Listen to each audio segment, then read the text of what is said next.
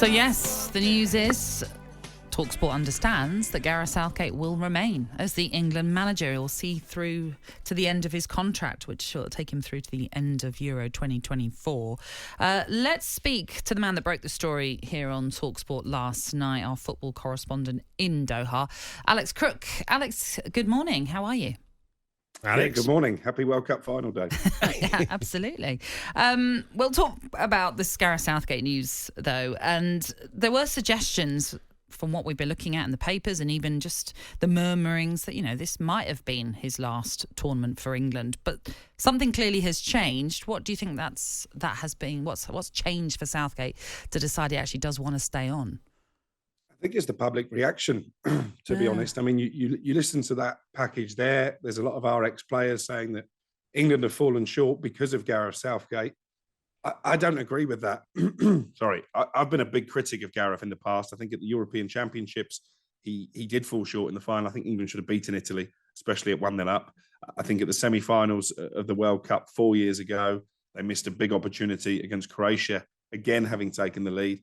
I can't throw too many stones at Gareth Southgate in this tournament. I think most of his tactical decisions were spot on. I think his in-game management was better than in those previous two tournaments that I've spoken about. I think ultimately they lost to the best team in the world, and probably the team that most people expect to go on and lift the World Cup this afternoon. I think if England had won that game and if Harry Kane had converted his penalty, I think there's every chance they would have gone on to win. We'd be sat here now at the very least talking about England in a World Cup final. We could be sat here tomorrow talking about England as world champions. So I really don't think you can hammer Gareth Southgate for this tournament. And actually, Simon Jordan in that piece said, it's easy to fire somebody who comes in. That's a big problem for the FA because Eddie Howe and Graham Potter, the two standout English managers, have very good jobs at club level that I don't think either of them would walk away from to manage the national team. Thomas Tuchel, I'm told, he's really keen to become England manager. But obviously, there's still a lot of pushback from the supporters to having a foreign manager, let alone a German, in charge of the England team. The same can be said of Mauricio Pochettino. What I think the FA need to do now, because I do think that Gareth Southgate will leave whatever happens at the European Championships, they've got 18 months to have a succession plan in place. And I think that really has to be the focus of their energies. I think they feared that Gareth Southgate may walk away. I think speaking to people close to him before the tournament, he was possibly planning for this to be his last tournament, but I think he's been touched by the reaction since returning to the UK, the fact that most fans are still behind him. The players, as Danny Mills alluded to, are certainly behind him. So he feels he can give it one last go, but they have to get this right now, the FA. They have to have somebody lined up to replace him in 18 months' time.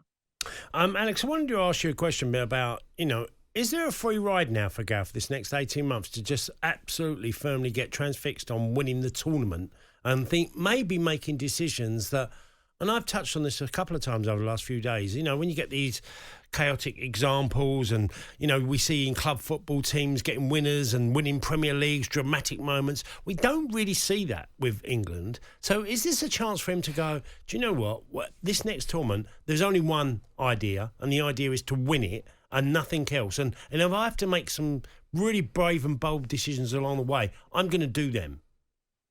I think you're spot on. And I think we've seen that in this tournament because he did manage differently in this tournament. Again, the plan at one stage was when they met France, I think we all knew they would come up against France in the quarterfinals. That was fairly obvious when the draw was made, that he would revert to a back three, maybe take a more pragmatic approach, as has been the Gareth Southgate way. He didn't do that. They took the game to France. They played on the front foot, which was a phrase that when I was in the England camp for a couple of days, a lot of the players were banding around. So I think he has lost that fear. He's removed the shackles.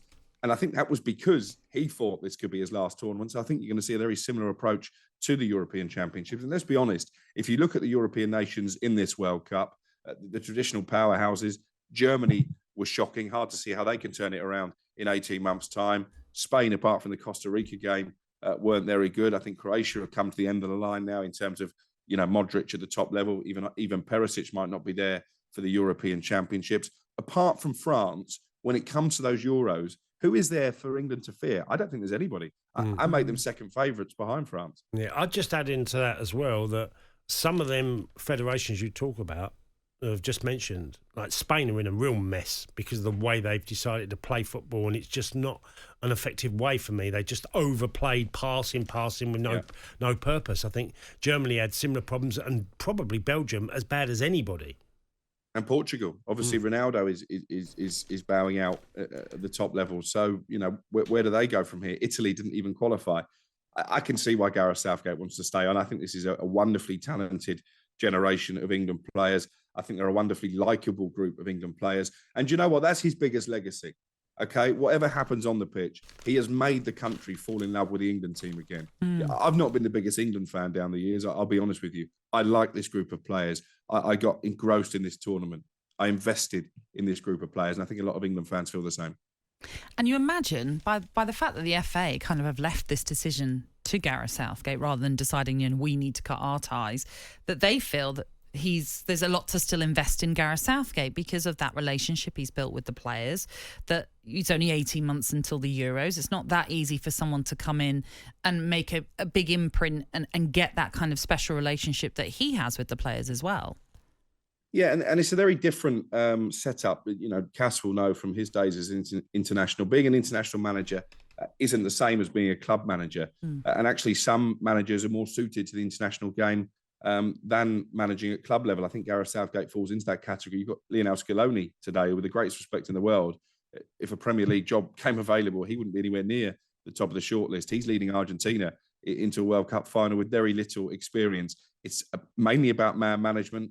It's about being able to transmit your message in short periods of time, particularly this World Cup, because there were no warm-up games. There were hardly any training sessions before England kicked off against Iran. So I think you have to credit Gareth Southgate for that. And I think it's right that he is the one who's made this decision. It was never a case of the FA pushing him out the door, because he's taken England really where no manager has taken them for a long time. He's taken them to the final of a major tournament. He's taken them to the semi-finals of a World Cup. He's taken them to the quarter-finals of a World Cup. I don't think any England manager has ever taken charge of the three lions at 4 tournaments. Gareth Southgate's about to do that. So I think he's earned the right to decide his own future.